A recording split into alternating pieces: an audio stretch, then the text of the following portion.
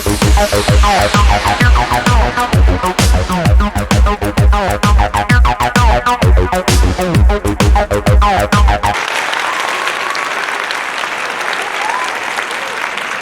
my name is Cassandra Wallace. I am the current Miss Universe, and I'm really excited to be here today. Thank you for this amazing opportunity. And I can't wait to tell you about why I got into pageantry and what it means to me. First off, let me tell you a little bit about myself. So I'm an enrolled agent. It's very similar to a CPA, but instead of having a state designation, I have a federal one. And instead of specializing in the IRS instead of specializing in generally accepted accounting principles, I specialize in the IRS tax code. So I'm your girl on taxes, and I really enjoy helping people strategize on how to save money on their taxes. So that's my day job. I have 3 little kiddos, so I'm a boy mom. I have a 10-year-old son and 8-year-old twins, and I really enjoy spending time with them. My twins play football, so you can totally catch me on a Friday night watching football with them. But don't ask me about the game because I totally don't understand the rules at all. I'm there, I love cheering, I enjoy being with them, but I'm still completely lost. So working on that, but definitely a football mom. Didn't ever think I would be, but totally am. And yeah, they're kind of my world and my why. So I also do bikini modeling. It's sort of a fun thing on the side. So I've gotten to walk in Miami Swim Week for the last 2 years and New York Fashion Week for the last 3 years. And this fall, I'm going to be modeling in Paris Fashion Week. So excited about that. I've also helped launch 3 different bikini lines this summer and just a lot of other fun projects. So there you go.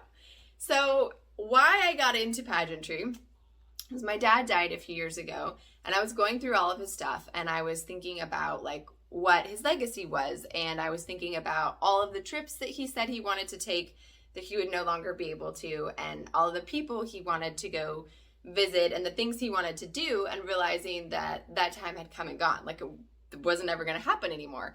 And so it just really got me thinking with my children, like, have I done all the things that I want to do? Have I taken the risk and tried all of the things that were scary and made me feel vulnerable, and that I was maybe a little too afraid because I was scared of failing?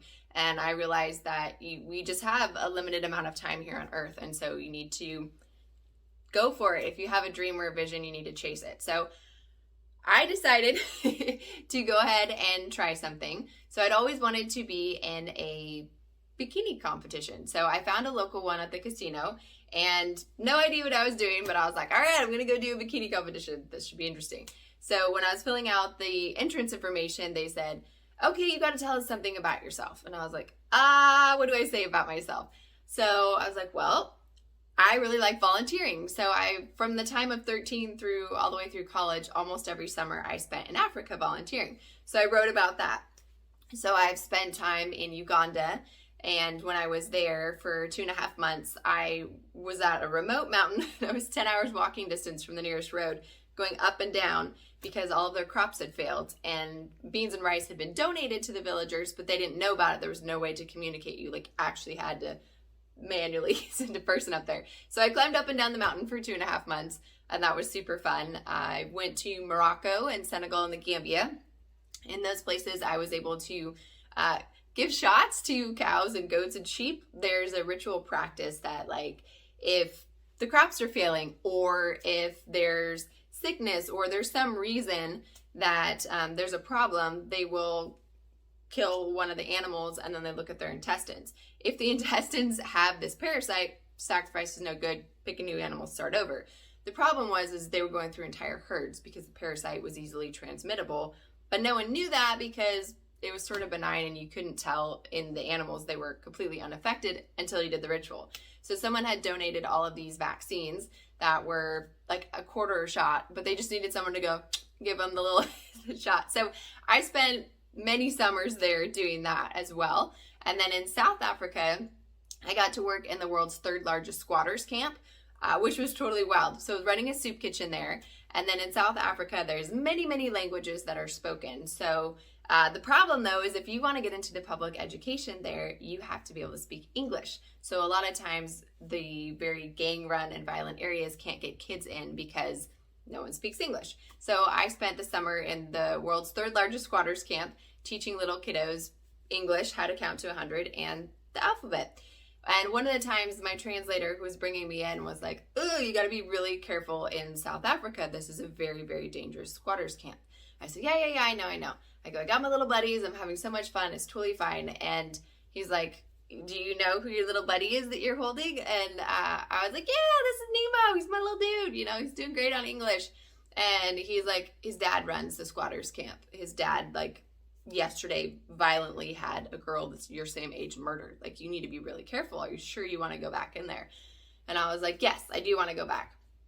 And that, like, coincidentally that day, like, Nemo's dad came up and was talking to the translator to me, and he was saying, like, how grateful he was that I was teaching his son English, because even though, like, he ran this whole squatters camp and, like, had all of this stuff going, it's not the life he wanted. It's not the life that he wanted for his son. So he really, really wanted to be able to have him get the opportunity to get access to education, but he didn't have the tools to do that. So he was incredibly grateful for myself and the other volunteers that were there helping to teach him.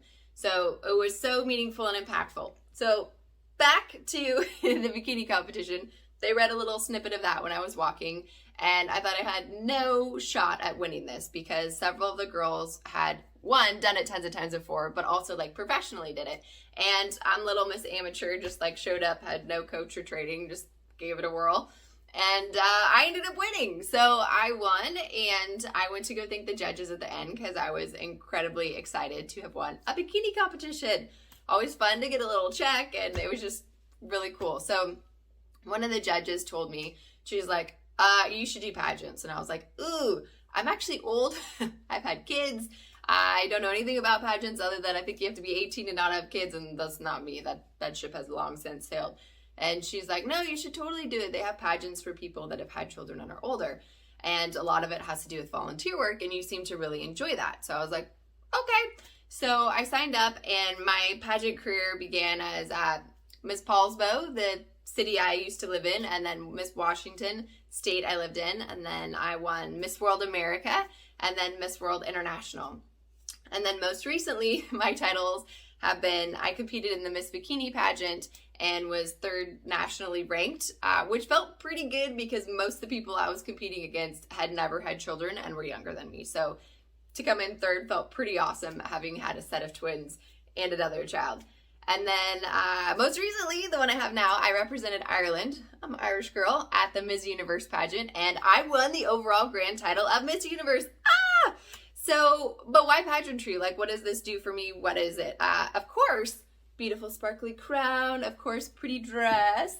I really love dressing up, as you can tell, and having my hair and makeup done and just feeling glamorous. But that's really not what it's all about for me. For me, the main drive is, what can I do with that title? Like, and I know a lot of girls will go and get modeling contracts and go get jobs and launch fashion lines, which is amazing and wonderful, but also not why I'm doing it. I want to leave a legacy behind for my children of volunteering and giving back. Like, I always try and find a unique way to volunteer and give back and make a difference in the world. And pageantry is the golden ticket for that for me. And here's why. Because as you can see, I have a pretty crown and I'm dressed up, so I get attention like this, right? So like if I'm walking around and you have a cute little kiddo, I can do a photo with them, or I'm walking around and people go, oh my gosh, who are you? What's your title? And for me, I'm like, yes, I'm captivating. I have your attention. What am I going to do with it? This is the whole reason that I am in pageantry, is what I'm going to do with your attention. I want to highlight all of the amazing nonprofits that I work with, because otherwise you might not know about them. And so for me, having your attention, that is the amazing part that I get to do.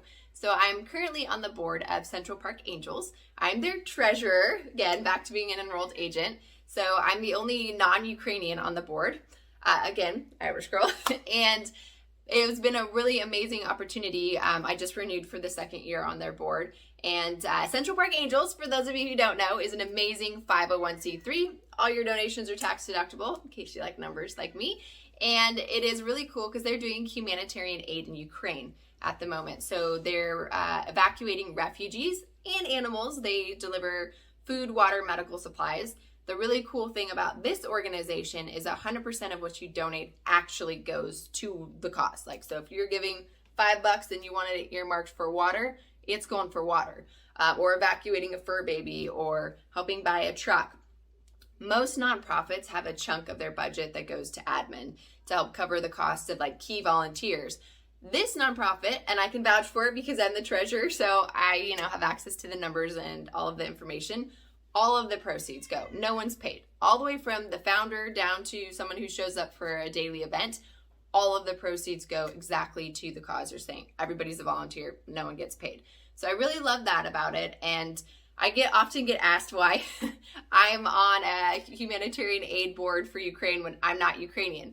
Well, that's the cool thing though. I'm human, and what happens to one of us, it happens to all of us. And I don't need to be Ukrainian to have empathy and to care about my fellow human being and to want to give back and make a difference and leave a powerful legacy. So I super enjoy helping out and doing that. It's an amazing nonprofit that you should totally donate to, and I would be happy to give any more information if you wanted to know more about it. Another organization that I'm currently working with is called Be Pure. It's an NGO, so similar to a 501c3, except for it's international. That's the biggest difference. So Be Pure is pushing the largest human rights movement that's ever been done globally. So I had and I'm on the advisory council, which is kind of fun. So I had this amazing opportunity to go to Morocco and speak at a summit where there was 80 countries represented, and I was the only American, and I show up with my crown and my sash and a ball gown, and I'm in a room where there's very few women. It's mostly men, but it's leaders of the world. Like, there's people from the European Union. There's every religious group leader that you could think of. There's all these 80 countries were represented. And so everybody's talking about all of these different things, and they gave me the opportunity to speak. Again, crown, sash, get people's attention, right? So I get up there and I started talking about my experience in Africa. And again, this is a summit where we're talking about human rights. And so, it was brought up how a lot of these countries are third world countries. They're trying to advance economically to become first world countries. So, I brought up a point and I was like, a lot of the countries involved in this are missing out because you're not allowing women to participate in education, to learn to read or write. You're not allowing certain genders to participate. You're not allowing certain people of religious backgrounds, of sexual orientation. And by doing this, you're really limiting your scope. What if one of those people that you're not allowing access to read or write has a cure for cancer, has the economic idea to move your country from a third world to a first world position? All these amazing things you're missing out by excluding 60 to 70% of your demographic. And so I gave examples of these fierce, amazing women that I have interacted with all over Africa. Why? Because somebody needs to stand in and be their voice. And the difficult thing is if you stand up for your own cause and are your own voice, there's retribution. People push back. People, in some cases, their lives could be threatened. They could be disowned. There's really heavy consequences. Well, here's the fun thing. I'm a blonde little American Irish girl with a sash and crown. And I can just tell someone's story without giving their name, and there's no retribution. But the point is brought across. The point is made the value of their story, of their circumstances, about why as humanity we can do so much better than what we have been currently doing for people. And so it was really powerful to be able to share that at Morocco at the summit. And I got to do a bunch of TV, media interviews, and it was just really powerful to feel like I got to be the voice for some of these women who otherwise wouldn't have their stories shared and otherwise wouldn't be able to make as large of an impact on the world. So it was very magical for me. And that's what I want to do with my title as Ms. Universe, is I really want to be able to push and break the stereotype that beauty queens are just beautiful. Of course we're beautiful, but we're so much more. We can be a powerful voice for change in the world. And I really want to advocate for people who can't be their voice and can't be their story, because I've had circumstances in my life where I've been unable to. There's just facts and circumstances where you just can't. You can't share your story for various reasons. And when somebody can stand in and be that gap and advocate for you and help you get your rights and help be your voice and help you get whole, it's everything. And so I want to do that in every capacity I can. And that's why I'm a beauty queen, and that's why I do pageants. And if you ever have any charities that you would like promoted or shouted out or information, I would love to vet them and help market and advertise for them and share their cause, because there's so many amazing, beautiful things happening in the world that just don't get the attention they deserve. So let me know. Thank you so very much for this time. I'm incredibly grateful for this opportunity to have been here and to be able to share my passion and explain why I, Cassandra, the current Miss Universe, am a